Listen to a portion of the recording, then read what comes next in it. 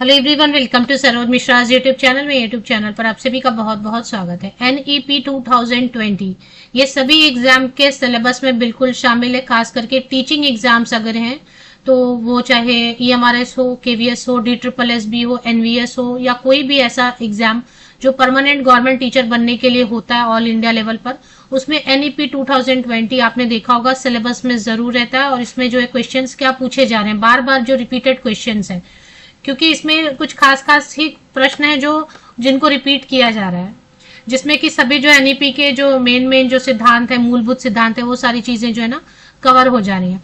तो पिछले साल के प्रीवियस ईयर क्वेश्चंस जो है उनको मैं अलग एक प्लेलिस्ट बना के जितना भी पॉसिबल होगा सॉल्व कर देती हूँ, आपको के सामने एक्सप्लेन कर देती हूँ क्वेश्चंस को और उनके आंसर्स को, सो दैट आपको आने वाले एग्जाम में आसानी होगी। और आपको वीडियो कैसा लग रहा है ऐसे ग्रुप्स में प्लीज शेयर कर दें जहां एग्जाम की तैयारी करें, सो दैट थोड़ा व्यूअरशिप बढ़ता है तो वीडियो बनाने में भी अच्छा लगता है। तो पहला क्वेश्चन कवर करेंगे। सब पूछा हुआ क्वेश्चन है एग्जाम में, सारे प्रश्न जो है ना पूछे गए, प्रीवियस ईयर क्वेश्चंस हैं और आंसर्स भी हैं। The new structure proposed for school level education by NEP 2020 is. स्कूली स्तर शिक्षा हेतु एनईपी 2020 द्वारा सुझाया हुआ रूप क्या है? तो इसमें चार ऑप्शन आपको दिए गए हैं। 5+3+4 है, या 2+3+3+4 है, या 3+2+3+4 है, या फिर 5+3+3+4 है। तो ये इसका एक्सप्लेनेशन भी मैं आपको दे देती हूँ। तो ये जो है ना एनईपी 2020 ने जो स्ट्रक्चर प्रपोज किया है स्कूल लेवल एजुकेशन के लिए, स्कूली स्तर शिक्षा के लिए जो स्ट्रक्चर प्रपोज, ये स्ट्रक्चर है 5-3-3-4, 5-3-3-4। जब आप वीडियो देख रहे हैं तभी याद कर लें 5-3-3-4। अब ये सभी जगह पूछे गए हैं तो इसका थोड़ा सा एक्सप्लेनेशन भी देखेंगे। ईएमआरएस में भी पूछा ही गया है बिल्कुल, और बाकी जो केवीएस वगैरह में भी है, DSSB में, एनवीएस में, इन सब में भी पूछा जा रहा है। तो इसका थोड़ा सा एक्सप्लेनेशन समझ लेंगे कि क्या एक्सप्लेनेशन है। तो इसके एक्सप्लेनेशन के हिसाब से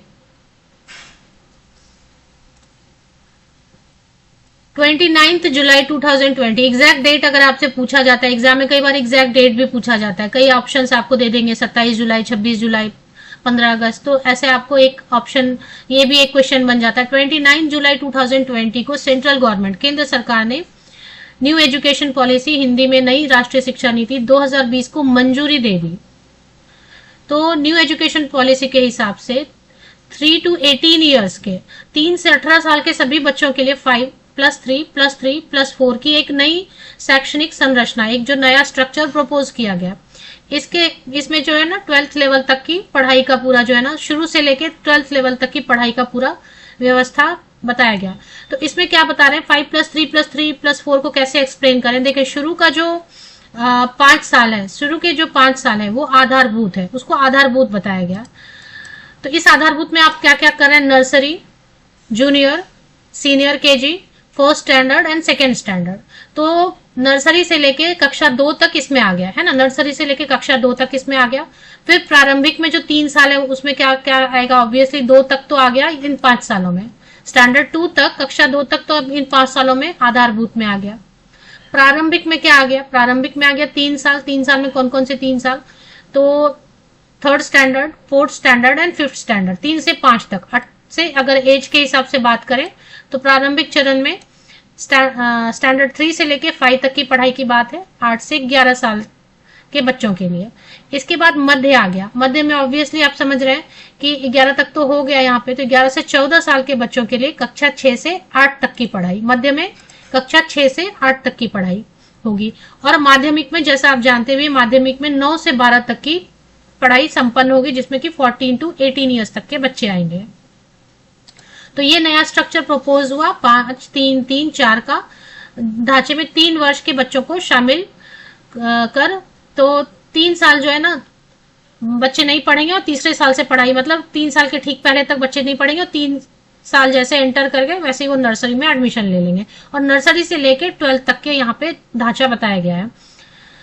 तो बाल्यावस्था देखभाल, और इसको ECCE के नाम से भी बुलाते हैं, जो नर्सरी, जूनियर, सीनियर वाला सेक्शन है ना, उसको early childhood care and education, प्रारंभिक बाल्यावस्था देखभाल और शिक्षा। तो इससे एक मजबूत बुनियाद को शामिल किया गया, इससे बच्चों को आगे चलकर बेहतर विकास हो सके। तो ये पहला क्वेश्चन का आंसर थोड़ा एक्सप्लेन कर दिया। अभी आपको कैसा लग रहा है, थोड़ा टाइम लगेगा, लेकिन ये आपको अच्छे तरीके से समझ में आ जाएगा क्योंकि बाद में क्वेश्चन थोड़ा बदल दिया कि 5+3+3+4 में ये इस 3 में क्या पढ़ाई होती है ना, इस 3 में क्या पढ़ाई होती है या किस एज के बच्चे शामिल हैं। तो यहाँ पे आपको ये याद ही कर लेना है कि मध्य चरण में 11 से 14 साल के बच्चे, माध्यमिक चरण 4 जो है इसमें 14 से 18 साल के बच्चे, कहाँ तक की पढ़ाई होगी, 9 से 12 तक की। और मध्य चरण में 3 वर्ष 11 से 14 साल के बच्चों की पढ़ाई होगी, कहाँ तक पढ़ाई होगी, कक्षा 6 से लेके कक्षा 8 तक की पढ़ाई होगी। तो इस क्वेश्चन को कैसे भी घुमा के पूछेंगे तो आप इसका आंसर कर पाएंगे। चलिए नेक्स्ट क्वेश्चन देख लेते हैं।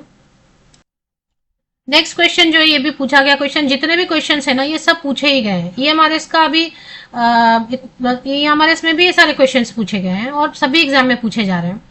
Which document discussed multilingualism and the power of language? Which document discussed multilingualism and the power of language? किस दस्तावेज ने बहुभाषावाद, ये जो मल्टीलिंगुअलिज्म है ना, इसका मतलब होता है बहुभाषावाद और भाषा की शक्ति, पावर ऑफ लैंग्वेज, भाषा की शक्ति पर बात की, किस दस्तावेज ने? तो इसमें 4 ऑप्शंस आपको दिए गए, कोठारी कमीशन, कोठारी आयोग, राममूर्ति कमेटी, राममूर्ति समिति, एनपीई 1986 और एनईपी 2020। तो इसका सही ऑप्शन है एनईपी 2020। एनईपी 2020 में शामिल किया गया बहुभाषावाद को। और इसमें ये क्वेश्चन अभी देखिए ये इतना ही लिखा हुआ है कि केवीएस टीजीटी में पूछा गया, लेकिन ये सभी जगह पूछा जाता है। एक्चुअली सब डॉक्यूमेंट करना पॉसिबल नहीं होता है। राष्ट्रीय शिक्षा नीति एनईपी 2020 में बहुभाषावाद और भाषा की शक्ति पे बात की गई है। बहुभाषावाद का मतलब क्या है कि एक से अधिक भाषाओं को बोलना, समझना, पढ़ना और लिख सकने की क्षमता है। मतलब बहुत सारा लैंग्वेज है जब आप सिखाओ। एनईपी 2020 में शामिल किया गया कि अलग अलग, और आप देखेंगे भी कि एनवीएस में सब जगह में ना, वैसे पहले से भी आते थे पर उसमें अलग अलग लैंग्वेज, रीजनल लैंग्वेज की भी पढ़ाई होती है। ईएमआरएस में भी हो रही है, इसलिए ईएमआरएस के लिए तो ये क्वेश्चन और इम्पोर्टेंट हो जाता है क्योंकि उसमें भी सभी थर्ड लैंग्वेज की पढ़ाई होती है। तो ज्यादा लैंग्वेजेस सिखाने पे जोर दिया गया एनईपी 2020 में। उससे क्या होता है कि आप अलग अलग लैंग्वेजेस सीखेंगे तो इससे मस्तिष्क का जो अलग अलग पार्ट होता है, जैसे कि स्मृति होता है, ध्यान होता है, concentration, focus, memory, problem solving, creativity जो है दिमाग की, ये सारी चीजें जो ना बढ़ती अलग अलग लैंग्वेजेस को सीखने से। और इसके साथ ही साथ क्या होता है कि हम जो अलग अलग कल्चर है, अलग अलग हमारा जो सोचने का तरीका है, वैल्यूज है अलग अलग देश में, उन सब पे जो है ना हमारा नेशनल इंटरनेशनल वैल्यूज को हम समझते हैं। तो ये आंसर इसका है डी।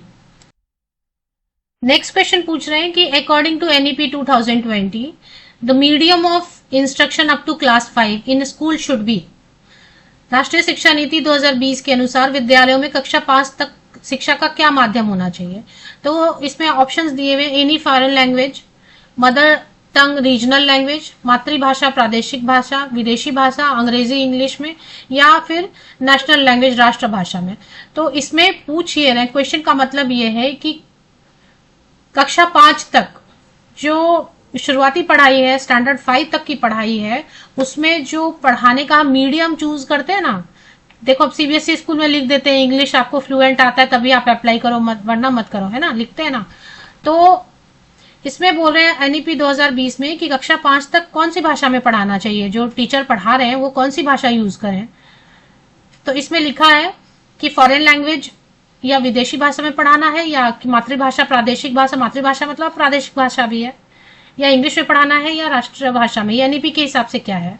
तो ऑब्वियसली एनईपी के हिसाब से ये बता रहे कि एनईपी के हिसाब से बी ऑप्शन, जो प्रादेशिक भाषा है ना उसमें आप पढ़ाओ, है ना। जैसे कि महाराष्ट्र है तो मराठी में पढ़ाओ, अभी वहां पे साउथ में तमिल आपका है तो तमिल में पढ़ाओ। तो 5 तक की पढ़ाई किस में पढ़ाओ? आपके अपने मदर टंग या रीजनल लैंग्वेज में पढ़ाओ। तो ये किसके हिसाब से? एनईपी 2020 के हिसाब से। कब तक के लिए? सिर्फ कक्षा 5 तक के लिए, स्टैंडर्ड 5 तक के लिए। कक्षा 5 तक के लिए आप मातृभाषा या प्रादेशिक भाषा का ही प्रयोग करो। ये किसके हिसाब से? एनईपी 2020 के हिसाब से। चलिए नेक्स्ट क्वेश्चन।